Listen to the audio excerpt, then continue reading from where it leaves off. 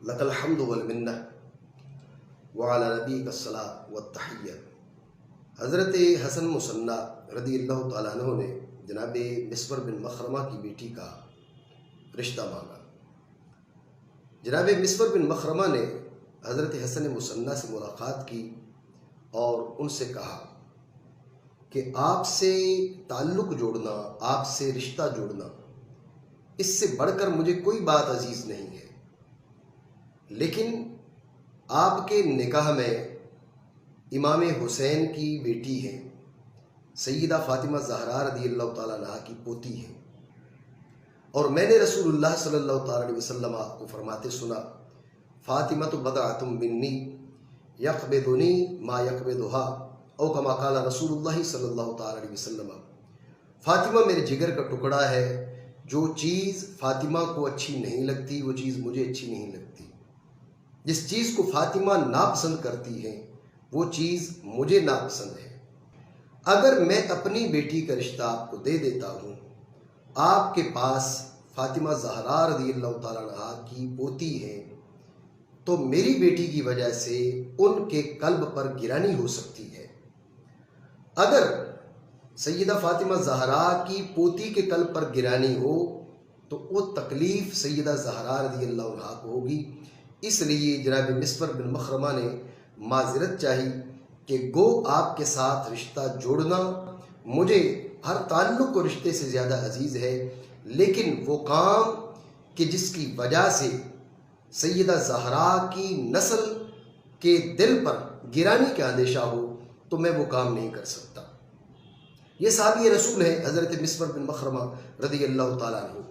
ایک جانب ان کا عمل ہے، اور عمل کیا ہے کہ وہ واحد رشتہ جو آخرت میں کام آئے گا، اس واحد رشتے کو قربان کر رہے ہیں۔ تو کیوں؟ تاکہ سیدہ زہرا رضی اللہ تعالیٰ عنہا کی نسل کے دل پر گرانی نہ ہو، اس اندیشہ کی وجہ سے حضرت مسور بن مخرمہ صحابی رسول رضی اللہ تعالیٰ عنہ آخرت میں کام آنے والے واحد رشتے کو قربان کر رہے ہیں۔ ایک جانب یہ صحابی رسول ہے، اور دوسری جانب صحابہ کرام رضی اللہ تعالیٰ عنہ اجمعین کا نام لینے والے اور ان کی ناموس کے کھوکھلے دعوے کرنے والے ڈاکٹر اشرف فاسق ہیں کہ انہوں نے نسل زہرا کی طرف نہیں، خود سیدہ طیبہ طاہرہ فاطمہ زہرا رضی اللہ تعالیٰ عنہا کی جانب انتہائی بھونڈے انداز میں خطا کی نسبت کی، اس کا تکرار کیا۔ پھر اس کے بعد ان کے اساتذہ، ان کے پیر خانے علماء اہل سنت نے ہر طرح کوشش کی انہیں سمجھایا جائے، انہیں ان کی غلطی کا احساس دلایا جائے، ان سے توبہ کروائی جائے، لیکن صحابی کا عمل یہ تھا کہ آخرت میں کام آنے والا واحد رشتہ قربان کر دیا، اس لیے تاکہ سیدہ زہرا رضی اللہ تعالیٰ عنہا کی نسل میں سے کسی کے دل پر گرانی کا میں ذریعہ نہ بن جاؤں، گرانی کا سبب نہ بن جاؤں۔ آپ نے آخرت میں کام آنے والا واحد رشتہ بھی قربان کر دیا۔ اور ایک ڈاکٹر اشرف فاسق ہیں کہ وہ اپنی انا کو بچانے کے لیے وہ سیدہ زہرا رضی اللہ تعالیٰ عنہا کے قلب کو تکلیف دینے کا باعث بنے، لیکن اپنی انا کو قربان کرنے کو تیار نہیں ہے۔ علماء اہل سنت نے ہر طرح کوشش کی کہ اس فتنہ کو ختم کیا جائے تقریر و تحریر کے ذریعے، لیکن ڈاکٹر اشرف فاسق کی طرف سے لگاتار مناظرے کے چیلنج ہوتے رہے۔ پھر جب 18 جنوری کو میں نے جامعہ امام العلوم ضلع لودھرا کے اندر ڈاکٹر اشرف فاسق کا نام لے کر مناظرے کا چیلنج کیا، اور پھر 15 دن کا ان کو وقت دیا کہ آپ کے پاس 15 دن کا وقت ہے، آپ ان 15 دنوں میں مناظرے کا چیلنج قبول کر سکتے ہیں۔ اگر ان 15 دنوں میں آپ مناظرے کا چیلنج قبول نہیں تو آپ کی ہار تصور کی جائے گی۔ ان کی ٹیم کی جانب سے رابطہ کیا گیا تو حضرت قبلہ سید خورشید احمد شاہ صاحب دامت برکاتہ العالیہ انہوں نے لیٹر بھی جاری کیا اور انتظامی امور کی ذمہ داری بھی قبول کی، اور جگر گوشہ امام الواصلین حضرت قبلہ سید ظفر علی شاہ صاحب دامت برکاتہ العالیہ انہوں نے بھی انتظامی امور کی سرپرستی اس کو قبول کیا۔ اس سلسلے میں انہوں نے ویڈیو کلپ بھی جاری کیا اور لیٹر بھی جاری کیا۔ ہونا یہ چاہیے تھا کہ ڈاکٹر اشرف فاسق جب خود مناظرے کے خواہاں تھے، بار بار بڑے بڑے چیلنج دے رہے تھے، تو انہیں چاہیے تھا کہ جب مناظرے کا چیلنج دیا گیا اس کے بعد سادات کرام نے اس کی ذمہ داری کو قبول کیا، ہر قسم کے انتظامات، ہر قسم کی حفاظت، اس کی ذمہ داری قبول کی، تو اب ڈاکٹر اشرف آصف اس چیلنج کو قبول کرتے، میدان مناظرہ میں آتے اور آ کر احقاق حق کے لیے اپنا کردار ادا کرتے۔ لیکن ابھی ان کی ٹیم کی طرف سے مختلف قسم کے بہانے سامنے آ رہے ہیں کہ ڈاکٹر صاحب پر 4th شیڈول ہے، اس وجہ سے وہ نہیں آ سکتے وغیرہ وغیرہ۔ تو میں ڈاکٹر اشرف آصف سے پوچھنا چاہوں گا، جناب والا یہ بتائیے کہ جب آپ بکھی شریف گئے، کیا اس وقت آپ پر 4th شیڈول نہیں تھا؟ اور آپ کو یاد ہو یا یاد نہ ہو، آپ نے وہاں پر کیا جملے بولے تھے؟ آپ نے کہا تھا یہ وردی والے ہمیں کہاں روک سکتے ہیں، اور آپ نے یہ کہا تھا کہ ان کے جو بڑے ہیں ہم نے ان کو اپنے پاؤں کے نیچے، اپنی ایڑیوں کے نیچے روند کر اپنی بات بتائی، اور نہ یہ وردیوں والے ہمیں روک سکتے ہیں، یہ وردیوں والے ہمیں روک سکتے ہیں، ہم نے ان کے بڑوں کو ایڑی کے نیچے روند کے سب کچھ بنایا۔ آپ تو وردی والوں سے بھی نہیں ڈرنے والے، وردی والوں کے جو بڑے ہیں انہیں پاؤں کے نیچے روندنے والے ہیں، آپ تو بڑے جرت والے انسان ہیں۔ تو کیا ہو گیا؟ ابھی لودھرا آنے کے لیے 4th شیڈول آپ کے راستے کی رکاوٹ کیوں بن چکا ہے؟ یہ 4th شیڈول آپ کے لیے بکھی شریف جانے کے لیے رکاوٹ نہیں تھا۔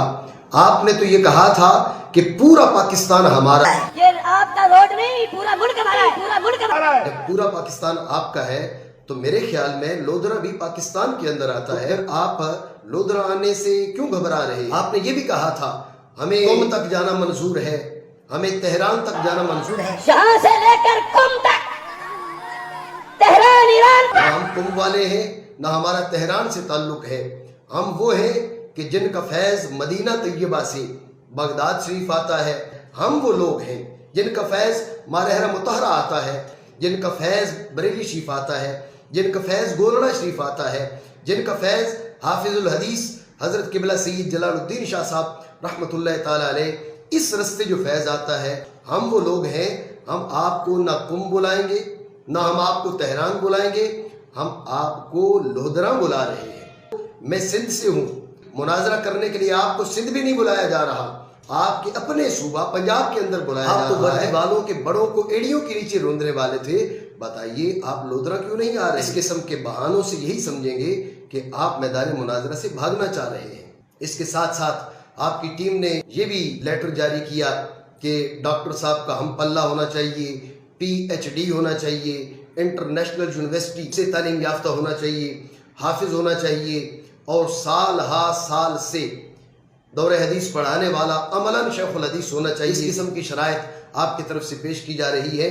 میں آپ سے یہ پوچھنا چاہوں گا کہ جب آپ نے مناظرہ کا چیلنج کیا تھا اس وقت آپ کی شرطیں کیوں؟ میں مناظرہ کرنے آ گیا ہوں، میں مناظرے کے لیے حاضر ہوں۔ کل کسی کو جاگ آئے تو کل بھی مناظرہ، پرسوں کسی کی ہوش آ جائے اس کو تو اس پرسوں بھی مناظرہ۔ یہ چیلنج کرتے وقت آپ کو یہ لگ رہا تھا کہ آپ کے سامنے کوئی نہیں آئے گا، کوئی بھی اور کسی سے بھی آپ مناظرہ کرنے کے لیے تیار تھے، تو اب یہ PhD کی شرط کہاں سے آ گئی ہے؟ اب یہ حافظ قرآن کی شرط کہاں سے آ گئی ہے؟ اب سال ہا سال سے دور حدیث پڑھانے والا عملاً شیخ الحدیث یہ کہاں سے آ گیا ہے؟ قدیم درس نظامی کا ماہر یہ کہاں سے آ گیا ہے؟ انٹرنیشنل یونیورسٹی کا اسکالر یہ کہاں سے آ گیا ہے؟ جب آپ نے پروفیسر قبلہ سید احمد اسد صاحب دامت برکاتہ العالیہ ان سے مناظرے کی بات کی تو کیا اس وقت ان شرائط کا آپ نے لحاظ کیا؟ آپ کی ٹیم حضرت قبلہ حجت الاسلام سید عرفان شاہ صاحب مشہدی دامت برکاتہ العالیہ ان سے مناظرے کی باتیں کرتی ہے تو وہاں پر آپ کو یہ شرائط نظر کیوں نہیں آتی؟ سب سے پہلی بات یہ ہے آپ نے اپنے شاگردوں کو پڑھایا کچھ نہیں ہے، البتہ بدتہذیبی بہت آتی ہے ان کو، بدتمیزی بہت آتی ہے ان کو، علماء کا، مشائخ کا، سادات کا مذاق بھی اڑا لیتے ہیں۔ جو بدتمیزیاں آپ کے تلامذہ سادات سے کر رہے ہیں، یہ بدتمیزیاں ہمیں 1400 سال میں کسی کی طرف سے نظر نہیں آتی۔ اس سے لگتا ہے کہ آپ نے اپنے تلامذہ کو سکھائی ہے تو بدتمیزیاں سکھائی ہیں، بدتہذیبیاں سکھائی ہیں۔ اگر آپ نے اپنے تلامذہ کو مناظرہ رشیدیہ ڈھنگ سے پڑھایا ہوتا تو ان کو اندازہ ہوتا کہ مناظران کے لیے شرط کیا ہے، اور مناظرہ کی وجہ تسمیہ کے بیان کے اندر ایک اشارہ جو کیا گیا اس کا مطلب کیا ہے، اور اس کے ساتھ ان کو وہ عبارت سمجھ میں آ جاتی کہ غایت الف اور نہایت دناعت کے معنی کیا ہے۔ آپ میدان مناظرہ میں آئیں، آپ کو اندازہ ہو جائے گا کہ آپ کے سامنے آنے والا مناظر آپ کے ہم پلہ ہے یا ہم پلہ نہیں. میں نے 50 حاضریوں میں قرآن پاک مکمل یاد کیا ہے، تو کل کو مجھے بھی یہ قید لگانی چاہیے، مجھ سے وہ مناظرہ کر سکتا ہے جو 50 حاضریوں میں جس نے قرآن پاک یاد کیا ہو. اگر 50 حاضریوں میں اس نے قرآن پاک یاد نہیں کیا تو میں اس سے مناظرہ کرنے کے لیے تیار نہیں ہوں. میں نے 4 سال کے اندر مکمل درس نظامی کیا ہے، تو پھر مجھے یہ بھی قید لگانی چاہیے کہ 4 سال کے اندر جس نے مکمل درس نظامی کیا ہے تو مجھ سے وہ بات کر سکتا ہے، اس کے علاوہ مجھ سے کوئی بات نہیں کر سکتا. سال ہا سال سے عملاً شیخ الحدیث اور یہ نئی نئی اصطلاحات آپ لوگوں کی مبلغ علمی کی درست ترجمانی کرتی ہیں. الحمدللہ میں 15 سال سے زائد عرصہ گزر گیا ہے، میں حدیث پاک پڑھاتا. میرے تلامذہ میں شیوخ الحدیث موجود ہیں، میرے تلامذہ میں ایسے لوگ موجود ہیں اگر میدان مناظرہ میں آ جائیں تو آپ سے 10 منٹ میں وہ فیصلہ کروا سکتے ہیں کہ حق کیا ہے اور باطل کیا ہے. لیکن ہم بات کو طول نہیں دینا چاہتے، ہم احقاق حق چاہتے ہیں، ہم اظہار ثواب چاہتے ہیں، ہم اہل سنت کے اندر بنی ہوئی اس پریشانی کا خاتمہ چاہتے ہیں. سیدہ زہرا کی گستاخی آپ نے کی ہے، اس لیے اس کا جواب آپ دیں گے. میں آپ سے یہ بھی پوچھنا چاہوں گا کہ مناظرہ کا مقصد اظہار ثواب اور احقاق حق ہوتا ہے یا یہ جو ایک نئی شرط آپ نے لگا دی ہے کہ PhD اسکالر ہو تب مجھ سے بات کر سکتا ہے، حافظ قرآن ہو تو تب مجھ سے بات کر سکتا ہے، انٹرنیشنل یونیورسٹی سے وہ پڑھا ہوا ہو تو تب مجھ سے بات کر سکتا ہے، سال ہا سال سے حدیث پڑھانے والا عملاً شیخ الحدیث ہو تب وہ آپ سے بات کر سکتا ہے. یہ ساری کی ساری جو آپ نے شرطیں لگائی ہیں، یہ بتائیے کہ جب امام احمد بن حنبل رحمۃ اللہ تعالی علیہ نے معتصم کے سامنے معتزلہ سے جب مناظرہ کیا تھا، کیا امام احمد بن حنبل نے یہ شرطیں لگائی تھی؟ امام اعظم ابو حنیفہ رحمۃ اللہ تعالی علیہ آپ کے ملحدین سے جو مناظرے ہوئے، کیا امام ابو حنیفہ رحمۃ اللہ تعالی علیہ نے فرمایا کہ میں امام الائمہ ہوں، میں سراج الامہ ہوں، مجھ سے کوئی بات نہیں کر سکتا؟ ملحدین کی کیا اوقات ہے مجھ سے مناظرہ کرنے کی؟ میں تو اتنی بڑی شخصیت ہوں، مجھ سے بات کرنے کے لیے امام الائمہ ہونا چاہیے، سراج الامہ ہونا چاہیے. اور حبیب نجار کے مناظرہ کو تو قرآن عظیم نے بھی ذکر کیا ہے. حبیب نجار نے جب اپنی قوم سے مناظرہ کیا تو کیا انہوں نے یہ قید لگائی تھی، انہوں نے یہ شرط لگائی تھی کہ مجھ سے کوئی بات نہیں کر سکتا؟ بالکل میرے برابر کا ہوگا تو جب میں اس سے بات کروں گا، میں کسی اور سے بات کرنے کو تیار نہیں ہوں. مؤمن آل فرعون اس نے جب اپنی قوم سے مناظرہ کیا تو کیا اس نے یہ کہا تھا اظہار ثواب کے لیے ضروری ہے کہ میرے اسٹیٹس کا آدمی ہونا چاہیے؟ قرآن عظیم نے مؤمن آل فرعون کا مناظرہ ذکر کیا ہے، لیکن مؤمن آل فرعون نے اظہار ثواب کے لیے وہ شرطیں نہیں لگائی جو شرطیں آپ لگا رہے ہیں. غلط فہمی ہے آپ کی مناظرہ رشیدیہ کو سمجھنے میں. حضرت سیدنا عبداللہ بن عباس رضی اللہ تعالیٰ عنہما آپ نے خارجیوں سے مناظرہ کیا تو حضرت عبداللہ بن عباس رضی اللہ تعالیٰ عنہما کو تو یہ کہنا چاہیے تھا میں رسول اللہ صلی اللہ تعالیٰ علیہ وسلم کا صحابی بھی ہوں، حضور کے چچا کا بیٹا بھی ہوں، میں اہل بیت کرام سے ہوں، میں تو اس سے بات کروں گا جو میرے لیول کا ہو، میں خارجیوں سے کیوں بات کروں؟ لیکن حضرت عبداللہ بن عباس رضی اللہ عنہما نے آپ اظہار ثواب چاہتے تھے، آپ احقاق حق چاہتے تھے، اس لیے عبداللہ بن عباس رضی اللہ عنہما خود جا کر خارجیوں سے مناظرہ کیا. حضرت مولا علی مشکل کشا شیر خدا رضی اللہ تعالیٰ عنہ کا جب یہودی سے مناظرہ ہوا، حضرت مولا علی رضی اللہ تعالیٰ عنہ کو یہ کہنا چاہیے تھا کہ میں تو رسول اللہ صلی اللہ تعالیٰ علیہ وسلم کے چچا کا بیٹا ہوں، میں صحابی رسول ہوں، میرا یہ مقام اور یہ میرا مرتبہ ہے، لہٰذا میں ایک یہودی سے کیسے مناظرہ کروں؟ حضرت سیدنا موسیٰ علیہ نبینا علیہ الصلوۃ والسلام فرعون سے مناظرہ کرتے ہیں، فرعون کی قوم سے مناظرہ کرتے ہیں. اس وقت سیدنا موسیٰ علیہ الصلوۃ والسلام نے یہ قید تو نہیں لگائی کہ مجھ سے وہ بات کرے جو نبی بھی ہو، جو رسول بھی ہو، جو اللہ کا کلیم بھی ہو، جس کے پاس کتاب الہی بھی ہو، میں تب اس سے بات کروں گا، میں کسی اور سے بات کرنے کو تیار نہیں ہوں.